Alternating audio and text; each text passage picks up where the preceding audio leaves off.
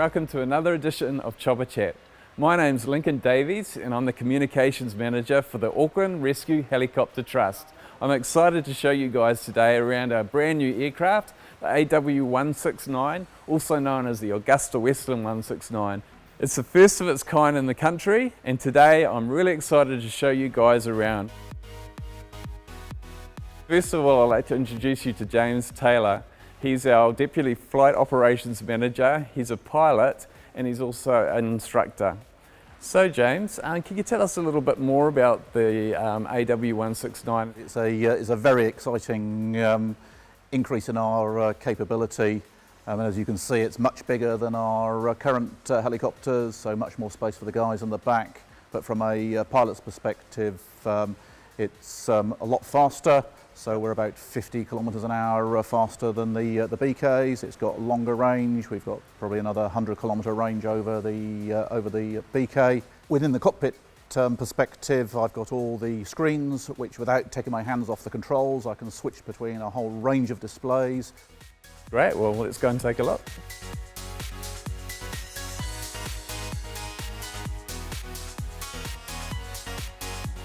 The instructors went to Italy, where they build them, and we learnt to fly this in Italy, and then we came back here and have been training the other pilots and show you all the primary flight display, which gives me all the information I need to fly, including a picture of the outside world as well, so you can see the hills and things in the background. This is multifunction display, so at the moment it's showing the main aircraft systems, but I can look at other systems within the aircraft. Navigation display with mapping, and I can do all of this without having to touch anything. I'm doing it all with my hands on the controls.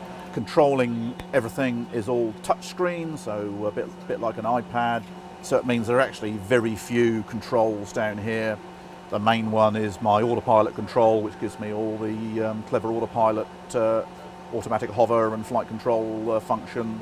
I've also got cameras on the aircraft, including the infrared camera. If I wanted to, I can put one picture on top of another picture.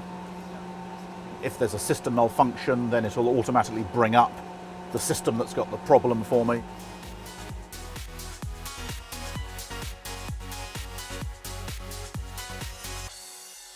Well guys, I'd like to introduce you to Ross Aiken. He's part of our two-man medical team on board the new chopper.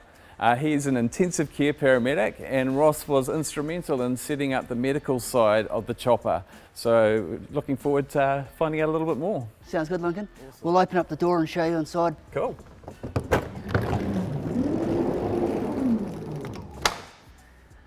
So probably some of the things we're really excited about in this aircraft is the amount of space we have to look after our patients. The cabin's been designed from the ground up, and what we're focused on is how we look after critically unwell patients in the pre-hospital field, and we've focused that around how do we be most efficient and how we give people the best care possible.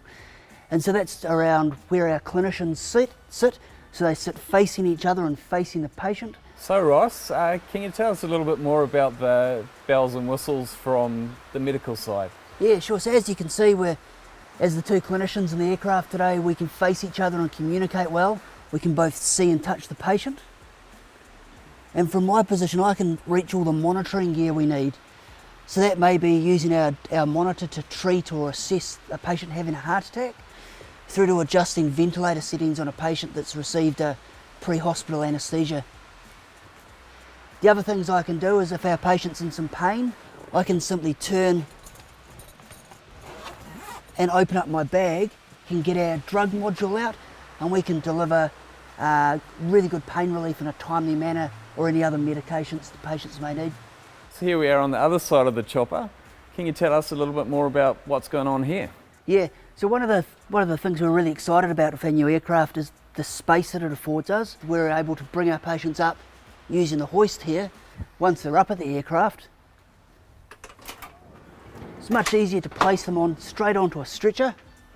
Once the patients have moved onto this loading system, they're very easily placed into the aircraft, and they're now in the ideal clinical position for us to be able to provide a really high level of clinical care to them on the way to the hospital.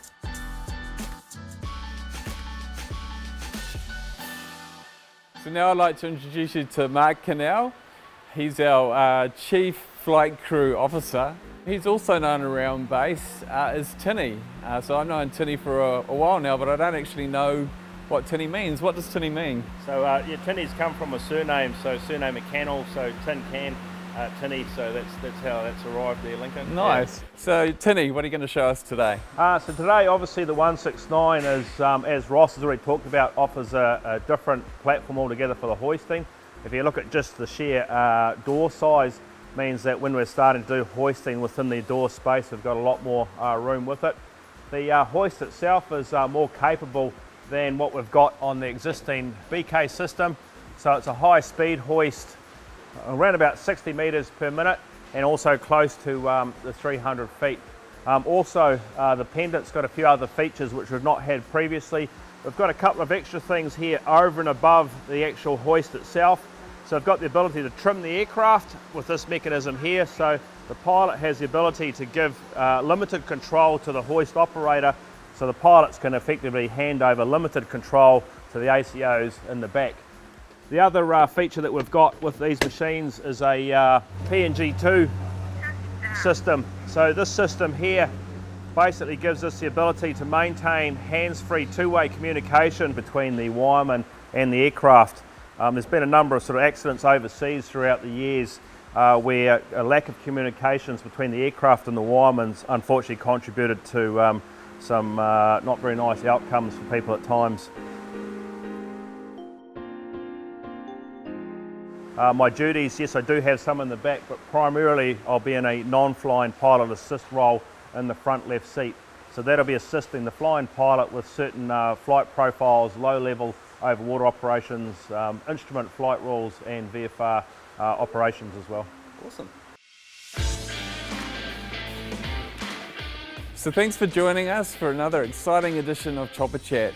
We hope you're excited about your new AW169 chopper. You'll be seeing it in the skies real soon.